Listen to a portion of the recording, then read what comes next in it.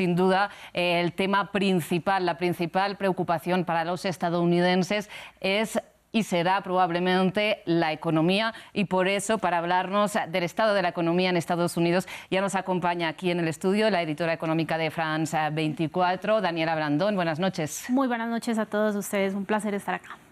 Bueno, Daniela, hay acusaciones cruzadas sobre el estado de la economía en Estados Unidos. Cuéntanos cuáles son las cifras y a qué responden. Claro que sí, independientemente de las acusaciones, creo que si hay un común denominador en todos estos estados en Estados Unidos es la preocupación que existe sobre la salud de la economía. Ha sido la principal en las encuestas, hemos visto cómo ha sido la principal preocupación de los votantes, específicamente por los altos costos, no solamente de la canasta familiar en general, sino de la vivienda. Lo que sí es bueno analizar son los datos. La economía de Estados Unidos creció a un sólido 2,8%. En el tercer trimestre de este año. No solamente está creciendo más de lo que crecen las grandes economías de Europa, con Alemania que está a punto de la recesión, sino que también esquiva una recesión que en su momento, a mediados de este año, o un poco más acá, se venía hablando de que inclusive podrían entrar en recesión. Eso llenó de pánico a los mercados y al final termina Estados Unidos saliendo adelante sin esta recesión. Hablemos un poco del mercado laboral, que es bastante importante. También es considerado fuerte en este momento. De hecho, le ha dado herramientas a la Reserva Federal para poder bajar las tasas de interés después de tanto tiempo de tenerlas altas. 4,1% es la cifra más reciente que tenemos en desempleo. Es muy buena si se compara pues, con periodos anteriores. Inclusive Donald Trump la había dejado en un poco menos, en 3,5%, que era su menor nivel en 50 años. Lo cierto es que después llega la pandemia, la tasa de desempleo se dispara a un 14% casi, y desde 2021 se han venido recuperando esos empleos, casi 16,5 millones de nuevos empleos creados desde que estalló la pandemia y dejó a tanta gente sin trabajo.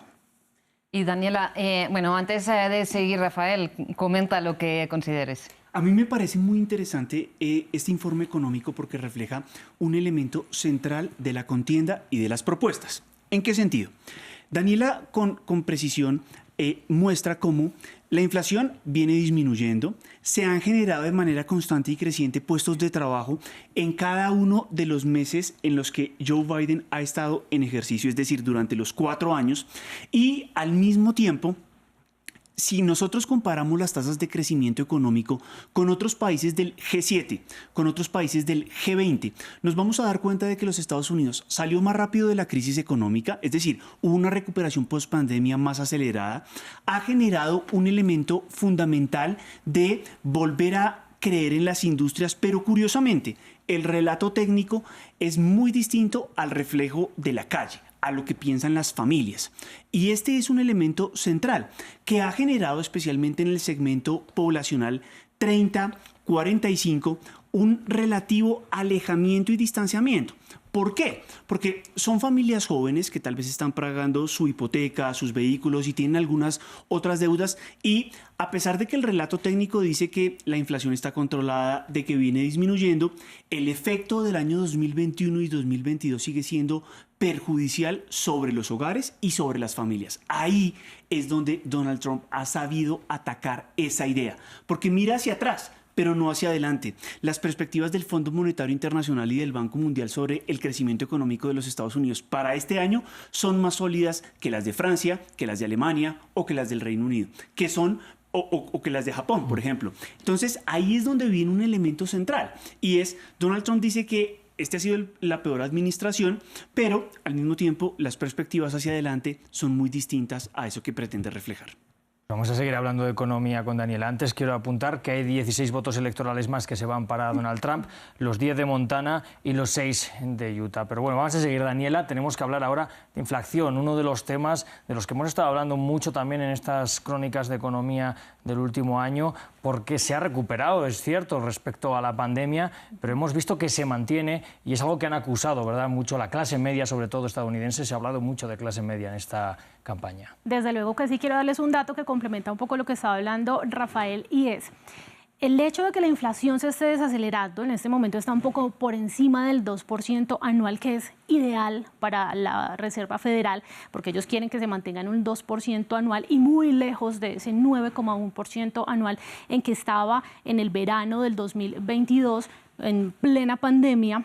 El hecho de que se esté desacelerando no quiere decir que los precios estén bajando. Los precios hoy están 20% más altos de lo que estaban en la pandemia. Entonces, la gente de todas maneras sí ha visto su bolsillo resentido. La inflación está controlada, pero los precios están altos. ¿Qué hizo el Banco Central cuando estalló la pandemia y cuando las tasas estaban ultra bajas? Pues disparar esa tasa de interés con la que comercia con los bancos. Eso lo que hace es que las tasas efectivas que le llegan a la gente para comprar un vehículo o para comprar una casa se dispararon. Estamos hablando de que una hipoteca antes de la pandemia estaba en un 3% anual a 30 años, que es la más utilizada en Estados Unidos aproximadamente. Hoy está casi en un 7% anual, más del doble de lo que estaba en ese momento, y eso, por supuesto, repercute en los bolsillos de las personas. Acá vemos una relación en este gráfico de cómo la inflación se ha venido desacelerando a medida que el Banco Central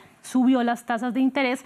Ahora lo que está haciendo el banco es que ve una inflación más controlada y comienza a bajar esas tasas de interés. Inclusive es muy importante saber que esta semana, mañana y pasado mañana, se reúne otra vez la Reserva Federal de Estados Unidos para determinar cómo van a quedar las tasas de interés de aquí en adelante. También decir que el patrimonio de los hogares ha venido aumentando porque hay auge en el mercado accionario y también los altos precios de la vivienda hacen pues que la gente tenga un mayor patrimonio, y a pesar de que los precios siguen siendo altos, pues la gente sigue gastando. De hecho, el gasto del consumidor está subiendo a su ritmo más alto en un año y medio, y eso es muy importante porque eso es 1/3 de la actividad económica total de Estados Unidos. A continuación vamos a ver un informe que nos envió nuestro periodista Héctor Estepa sobre esa preocupación de los precios y cómo repercutía en la elección. Mary lleva 1 hora visitando mercados para comprar queso en búsqueda del precio más económico. Es su día a día desde que Pensilvania lideró la inflación de los alimentos el año pasado con un 8,2%. No puedes comprar nada en la tienda, solo un par de cosas cada vez, porque no te puedes permitir gastar toda la lista de la compra. Tienes que estar yendo y viniendo a la tienda, así que estás perdiendo dinero en gasolina, pero es lo que hay mientras esperas a que vuelva a llegarte la nómina para poder permitírtelo. Leti, quien regenta un pequeño supermercado, también está preocupada por el incremento descontrolado de los precios. Vende a $2,50 el aguacate que antes era a $1. Un aguacate pequeño. La inflación acumulada en Estados Unidos desde 2020 supera el 22%. La economía es la principal preocupación ciudadana y se notará en las urnas. Todos los días aquí los comentarios es que se quejan de los gobiernos. Entonces está dividido el país porque unos quieren con los demócratas, otros los republicanos, pero yo no sé si gane quien gane, si de verdad va a haber solución. Rosana trabaja en este centro comunitario del norte de Pensilvania. Aquí se reparten 350 bolsas de comida y la demanda aumenta. En el estado clave de estas elecciones, el ingreso anual está por debajo de la media nacional. La subida de precios se nota más. Con empate técnico, cada voto cuenta y según Rosana, algunos miran a Trump. Hay gente que dice eso, piensa que él va a dar más dinero y piensa que él pudiera bajar los precios. Yo he oído eso, pero te voy a decir una cosa, por ahora mismo el gobierno puede hacer algo cualquiera que sea que esté, pero ahora mismo está difícil, no se vislumbra que nada vaya a bajar. La inflación importa más al votante estadounidense que otros fenómenos como el desempleo y podría decidir presidente este 5 de noviembre. Bien, antes de seguir hablando de este tema principal, la mayor preocupación para los estadounidenses, como es la economía, les comentamos que los 10 delegados que otorga el estado de Colorado ya han sido decantados para los demócratas. Aquí lo están viendo en sus pantallas. Con este casi 48% de los votos escrutados, Kamala Harris aventajaría a Donald Trump con un 55,9% de los apoyos. Bien, este era el nuevo dato que les queríamos dar. Y para seguir ahora sí con la economía, Daniela, la gran pregunta, ¿no?, que se hacen, supongo, los estadounidenses y también nuestros espectadores es qué podría cambiar económicamente en el país si Donald Trump vuelve a la presidencia. Bueno, Donald Trump ve una economía de Estados Unidos creciendo a partir de recortes de impuestos a las grandes empresas y de recortes de impuestos a los ricos. Su hipótesis es que con menores impuestos las empresas pueden generar más empleos y dinamizar la economía. Ya lo hizo durante su gobierno, redujo el impuesto corporativo hasta el 21%, ahora quiere llevarlo al 15% o por lo menos a esas empresas que lleguen y se instalen en el país.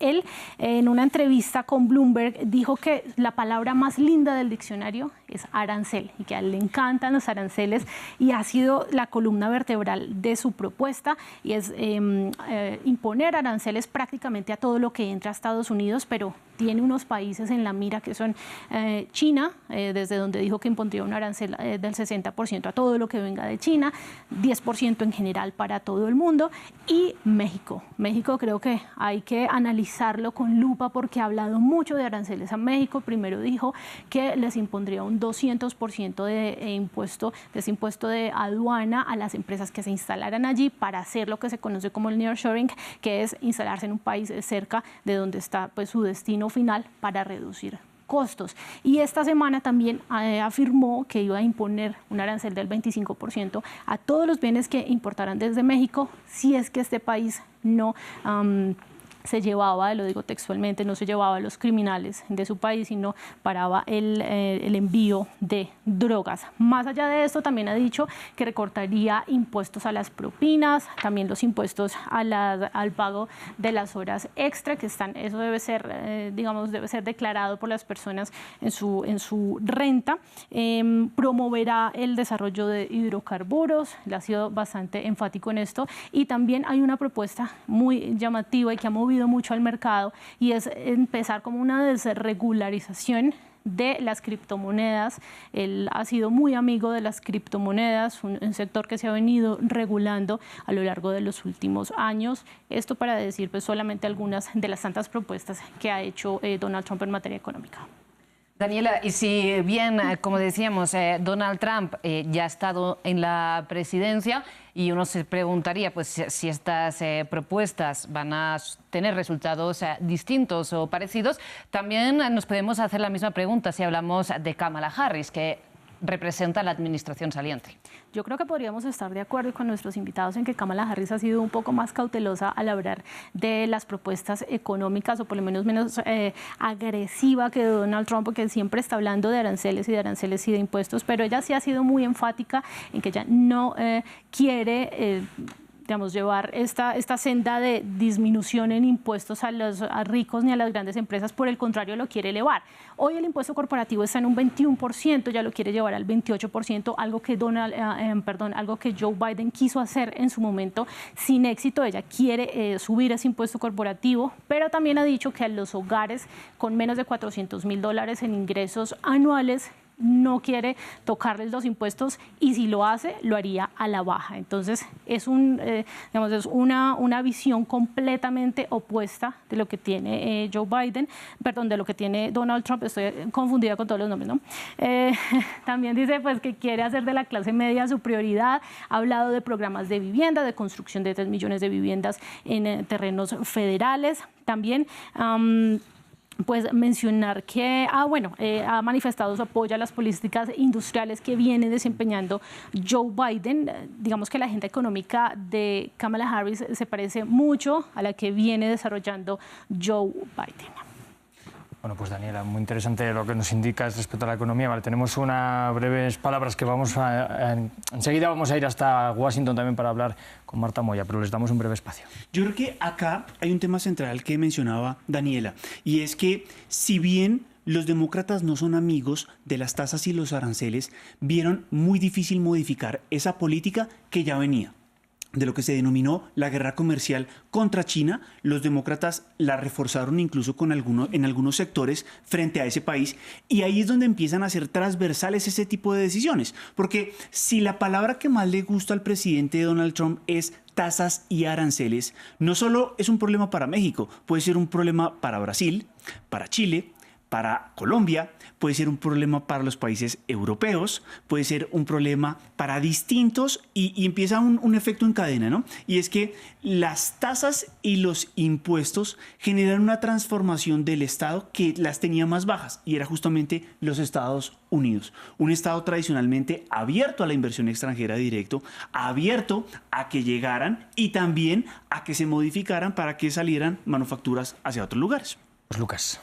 Sí, pues también quería llamar la atención sobre el hecho de que en el fondo esta cosa de subir los aranceles a la estratosfera verdaderamente es un error como un piano. Es decir, de verdad, creo que es que incluso la evidencia empírica lo demuestra. Es decir, miren, el Congreso, en particular la Cámara de Representantes, tiene un comité especial que se llama el Joint Committee on Taxation. Y este comité ha hecho una serie de estudios particulares sobre los efectos que la política de Trump ha tenido en términos de redistribución de la riqueza. Y hace poco publicaron un paper en particular muy bueno, por si alguien lo quiere revisar, se llama The Efficiency Accuracy Trade-off Evidence from the TCJA, que es la sigla de la reforma de impuestos que él hizo. Y esencialmente el estudio revela que el 78% de las ganancias corporativas termina siendo redistribuido únicamente al 10% del top de la distribución de ingresos. Es decir, en el fondo, lo que termina ocurriendo es que los ricos se terminan haciendo 10.000 veces más ricos. Y esto, pues, primero, no sienta muy bien prácticamente con nadie en ninguna población del mundo.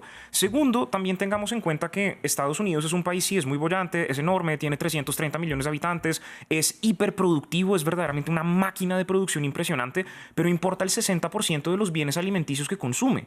Entonces, imagínense ponerle aranceles a todos los bienes importados desde todos los países que le proveen los alimentos que necesita para poder subsistir. Es decir, eso probablemente dispararía la inflación todavía más de lo que ya está. Además de que este asunto de la inflación que nos mencionaba Daniela es súper interesante, también por el hecho de que muy probablemente, si bien las tasas de interés van bajando o se han mantenido estables en el último periodo y la inflación arrecia muy poco, muy probablemente lo que termina ocurriendo es una de estas dos cosas. O seller's inflation, es decir, los oferentes de los bienes en el mercado interno americano mantienen artificialmente los precios altos con tal de incrementar sus ganancias porque vienen acostumbrados a que la gente con inflación puede pagar más y lo necesita. Esa es una cosa, seller's inflation es una. Y otra es que los precios de los insumos están empujando la inflación hacia arriba a pesar de que las tasas de interés mantienen el consumo amarrado con un cinturón. Y muy probablemente los insumos que están llevando la inflación o a mantenerse o a bajar muy, muy poco y muy lento son aquellos que precisamente tienen que ver con el sector de la construcción, como por ejemplo el acero, el hierro, el aluminio. Y de hecho eso conecta particularmente con un asunto del costo de la vivienda en algunos estados particulares, como por ejemplo sucede en Nevada.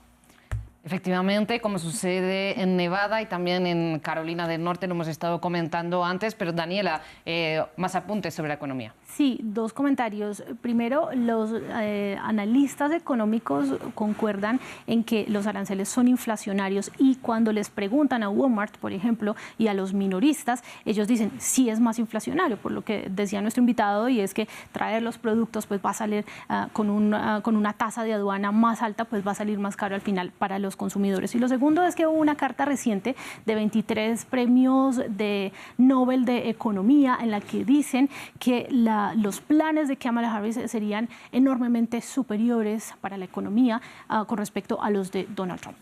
Y sin embargo, según los distintos sondeos de opinión, la mayoría de estadounidenses consideran que Donald Trump se puede encargar mejor, ¿no?, de la economía del país. Daniela, no sé si tienes algún otro comentario económico por el momento o conectamos con Andrés Espinal en Arizona, que nos tiene novedades.